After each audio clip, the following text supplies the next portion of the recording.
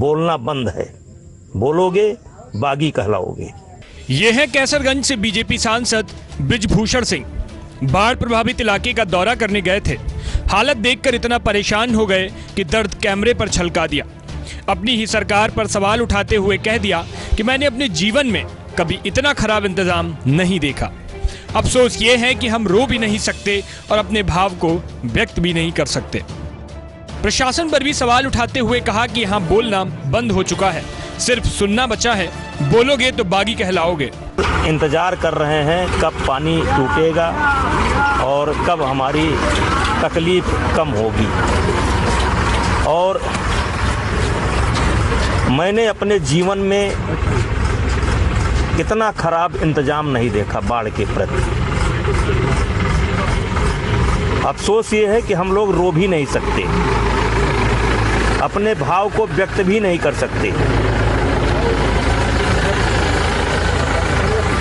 अभी हम लोग गए थे माझा की तरफ गए थे, तो वहाँ बताया गया कि प्रशासन की तरफ से कुछ नहीं मिला, विधायक जी हैं और आपकी तरफ से कुछ गाड़ियाँ लगाई गई हैं। ये ट्रैक्टर ट्राली लगवा दिया गया है। ट्रैक्टर ट्राली से जैसे कुछ महिलाएं हैं, कुछ बुजुर्ग हैं जो नहीं चल पा रहे हैं, पानी का करंट भी ज़्यादा था, वो उस पर चल रहे हैं और भगवान के व्यवस्था का इंतजार कर रहे हैं।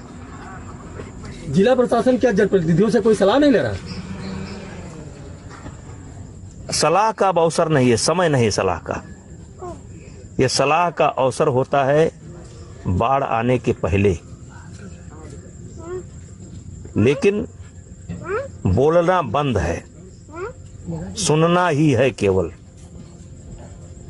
बोलना बंद है, जनप्रतिनिधियों की जबान बंद है, बोलना बंद है। बोलोगे बागी कहलाओगे, सुझाव दोगे कोई मानेगा नहीं। ठीक है नेताजी, इसका मतलब योगी जी तक ये बात नहीं पहुंच पा रही है, अधिकारी जो चाह रहे हैं उसे कर रहे हैं। मत कहलवाइए कुछ, मेरे मुंह से मत कहलवाइए। मैंने अपने जीवन में दरअसल यूपी के कई जिलों में बाढ़ आई हुई है। बाढ़ की वजह से लोगों के घरों में चूल्हे नहीं जल पा रहे हैं, जिसकी वजह से जीवन अस्त व्यस्त हो गया है। कई जनप्रतिनिधि और अधिकारी प्रभावित क्षेत्रों का दौरा कर रहे हैं। इसी बीच यूपी के कैसरगंज से सांसद बृजभूषण सिंह का अपनी ही सरकार पर सवाल उठाते हुए ये वीडियो वायरल हो रहा है, जिस पर विपक्ष जमकर निशाना साध रहा है।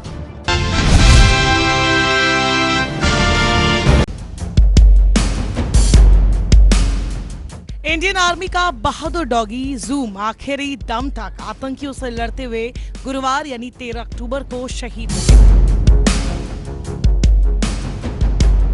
शुक्रवार को श्रीनगर स्थित चिनार कोर मुख्यालय में सैन्य अधिकारियों और उसके साथियों ने जूम को श्रद्धांजलि दी, जिससे जुड़ा वीडियो भी सोशल मीडिया पर जमकर वायरल हो रहा है, जिसमें देखा जा सकता है कि कैसे सेना के जवान और अधिकारी जूम को नमन कर रहे हैं।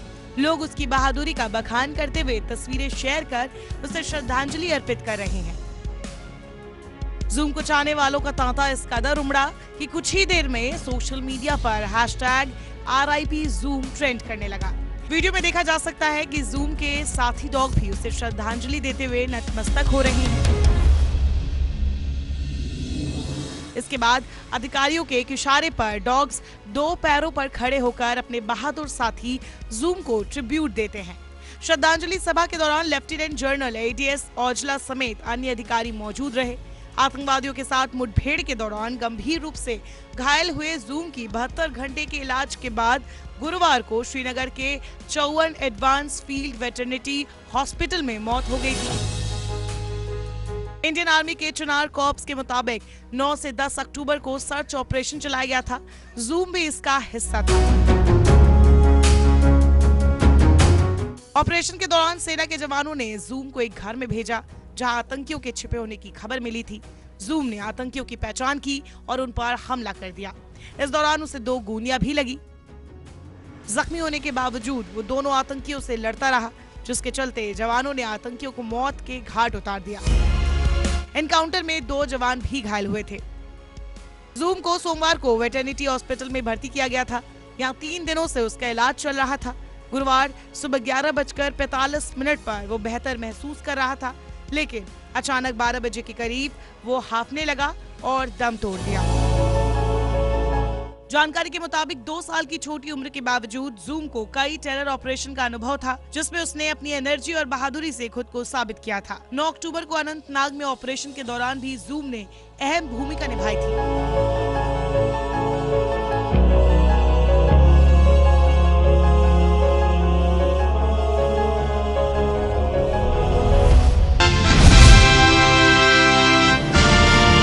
आज भारत G20 देशों में फास्टेस्ट ग्रोइंग इकोनॉमी है।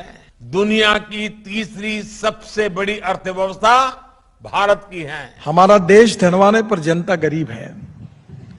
भूखमरी, बेरोजगारी, गरीबी, महंगाई इससे ग्रस्त है। आज भारत स्मार्टफोन डेटा कंज्यूमर के मामले में दुनिया में पहले नंबर पे है। इंटरनेट यूजर्स के मामले में भारत दुनिया में दूसरे नंबर पर है। हमारे देश में 124 जिले ऐसे हैं कि जो सामाजिक, आर्थिक और शैक्षणिक दृष्टि से पिछड़े हुए हैं, जिनको एस्पिरेंट डिस्ट्रिक्ट कहा जाता है, जहां स्कूलें नहीं है, अस्पताल नहीं है, किसानों के लिए फसल के सही दाम नहीं मिल रहे हैं, युवाओं को रोजगार नहीं है। भारत आज अपने इंफ्रास्ट्रक्चर को आधुनिक बनाने के लिए जितना इन्वेस्ट कर रहा है उतना पहले कभी नहीं हुआ है। भारत का अभूतपूर्व जोर आज ईज ऑफ लिविंग पर भी है और ईज ऑफ डूइंग बिजनेस पर भी है। ये जो गांव छोड़कर जो लोग आए हैं, जो मुंबई, दिल्ली, कलकत्ता, चेन्नई, बड़े बड़े शहरों में आए हैं, ये कोई खुशी से नहीं आए, ये मजबूरी से आए। गांव में अच्छी स्कूल नहीं, गांव में अस्पताल नहीं, गांव में अच्छा लिविंग नहीं, गांव में रोजगार नहीं, गांव में अपना पेट पानी जो कुछ संसार उनको चलाना है वो चला नहीं पाते। गरीबी, भूखमरी और बेरोजगारी के कारण गांव छोड़कर शहरों में आए।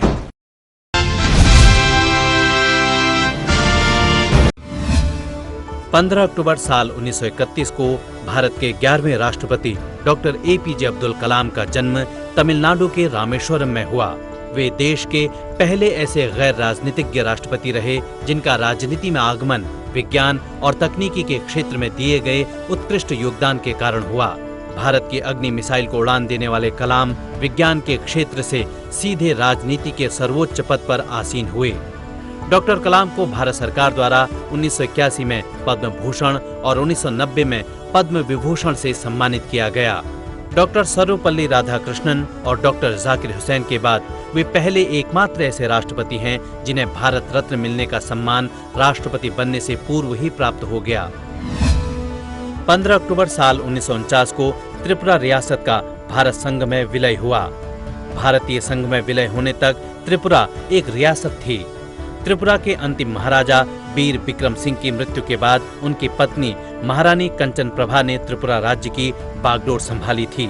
उसके बाद उत्तर पूर्व पुनर्गठन अधिनियम 1971 के अनुसार साल 1972 में त्रिपुरा को एक पूर्ण राज्य का दर्जा प्राप्त हुआ। महारानी कंचन प्रभा ने त्रिपुरा राज्य का भारतीय संघ में विलय करने में सहायक की भूमिका निभाई। 15 अक्टूबर साल 1961 को सूर्यकांत त्रिपाठी निराला जी का निधन हुआ। वे साहित्य के छायावाद के प्रमुख 4 स्तंभों में से एक थे। निराला जी एक लेखक, कहानीकार, कवि, उपन्यासकार, निबंधकार और संपादक रहे। उन्होंने गरीब और शोषित वर्ग के प्रति हो रहे अन्याय पर अपनी आवाज बुलंद की, लेकिन निराला जी अपनी कविताओं के कारण अत्यंत लोकप्रिय हुए।